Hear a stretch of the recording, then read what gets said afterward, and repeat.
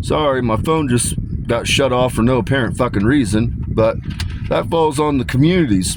And so, anyhow, that's where you go with that, is you retrofit all the Walmarts, get rid of the fucking FEMA camp idea, and use that to address your homeless population. That money would be funded from the nonprofit, from the operation of all the amusement parks being run in the United States. And just buy them out by the government. And then you go ahead and use the Army engineers on the upkeep. Those guys got to have something to do. Perfect job for them. They're used to taking care of large equipment. Let them take care of all the fucking amusement rides and all that shit. Be a great thing for them. So the next thing I want to address, Sharon Osbourne, I love you, beautiful. I love you, beautiful. I've been following what you've been saying. I love you. Your daughter, Kelly, I love you too, beautiful. I've been following what you've been doing too. And Sharon, I called you forward and you told me it's not my jewel. Give it to Kelly. And so, Kelly, what I propose is that you guys start an artist union and you create a tour called The Watchers. All these people are fallen angels. They're all Elohim of some sort, some rank. And the reality is they've just lacked somebody with the vision. These people, many of them are from wealthy bloodlines. They don't even have to do shit. They just do what they do because that's what they want to do. And the reality is I think that you all should start a union and create a tour called The Watchers. And then what you do is everybody just has a share that they put in to a collective, to a nonprofit. And then you guys have a board and you guys vote on where you wish to see your money go. Be the world you wish to experience. I know a lot of you are having awakenings and a lot of you are doing things with your money. And that's great to have individual plans, but the reality is the individual's money, yes, though it might be substantial from the person looking outside, when you all act as a collective, your power is so much greater, your influence is so much greater. And so I think that we should see the artists unionize and then create a nonprofit that they oversee, and they get to choose how they wish to invest the money back into the world. Now, another thing that I want to do, this is going to be crazy, but we have our agriculture grows all kinds of trees, and they love growing dumb shit, like Bradford pear trees that always break in windstorms. They like growing fucking evergreens, like we can eat pine cones. They like growing a lot of hardwood nut trees that take 20 years to produce a nut. That's fucking retarded. It's retarded, guys. It's retarded. When you want to talk about food insecurity, every little thing helps, but it's not just that, it's the mental aspect. We have fruit trees that are ornamental now. They produce cherries, you can produce peaches, you can produce plums, apricots. It just depends on what part of the country you live in.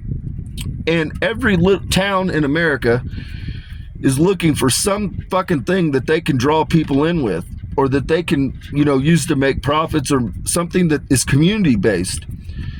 And I propose that we begin, for one, when cities are developed and we're breaking new ground, we need to just go in and give them the trees, give them all fruit trees. To the cities that want to revitalize or rebuild or update, we give them all fruit trees, because that way then you've got literally, I don't know, I like eating fruit.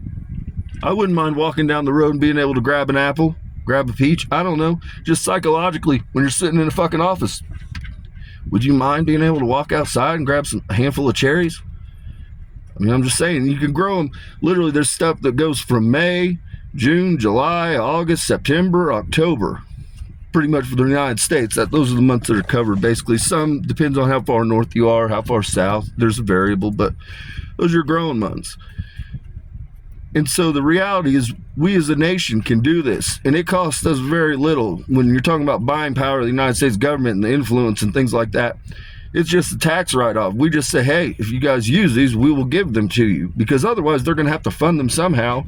And if they don't want to support the idea, then we just simply don't give them the fucking funding. That's what the hell that is.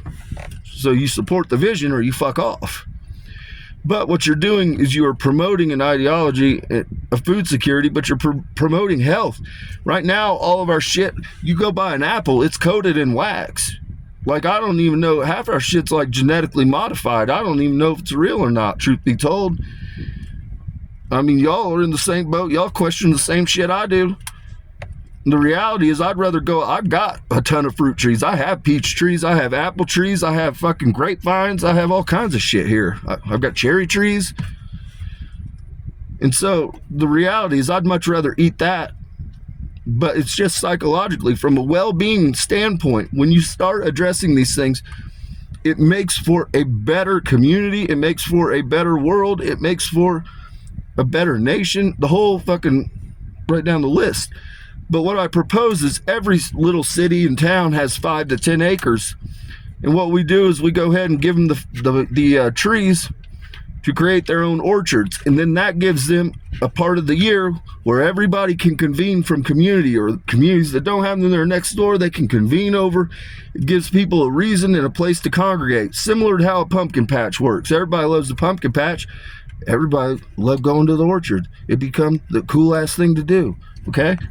So these are the ideas that I have. These are the ideas that can honestly be implemented in the United States and that can begin solving some of these problems that we have, because right now the way we're doing it is simply not working. It's not working. And if we want to remain as a beacon of light for the world, then we have to adjust ourselves. We have to change the direction that we are headed.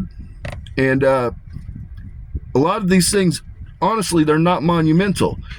I mean, when you talk about, to procure the theme parks, $34 billion, the reality is, look at the money being pissed away. Look at the money being pissed away. And what you're doing with that is you're taking it over and you're giving an invested interest to the American people, where at least they know, hey, I'm going there and spending my money, and this money's going into a nonprofit, and then we're going to go help our own people.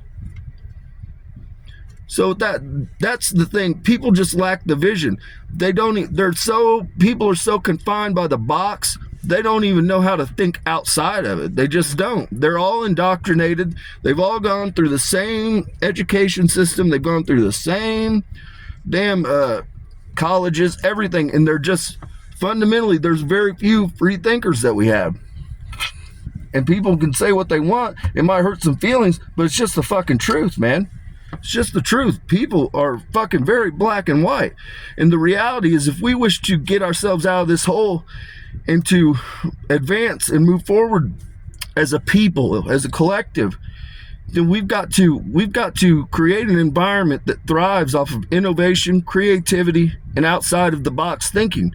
Because right now, we're some dummies. We're dummies, man. We're getting left behind by a lot of countries. I'm not going to lie to you. There's a lot of countries that are doing remarkable things. And you're not seeing it here. You're just not seeing it in America. Now, we can blow up anybody in the world, but that's death and destruction. And the reality is, do you want to really have your influence and your sway over the world through death and destruction? I'm not with it. I'm not with it. I'm all for a strong America. By all means, if you fuck with America, we'll put our foot on your neck. That's what I believe in. We're live and let be, in my book. But if you fuck with us, we're going to come see you. But the reality is, is that what we want to be known for? Just being bullies on the block? It's not going to get us any further. It's only going to further alienate us. You can look at what's going on in Israel right now. They're being isolated and alienated, slowly but surely.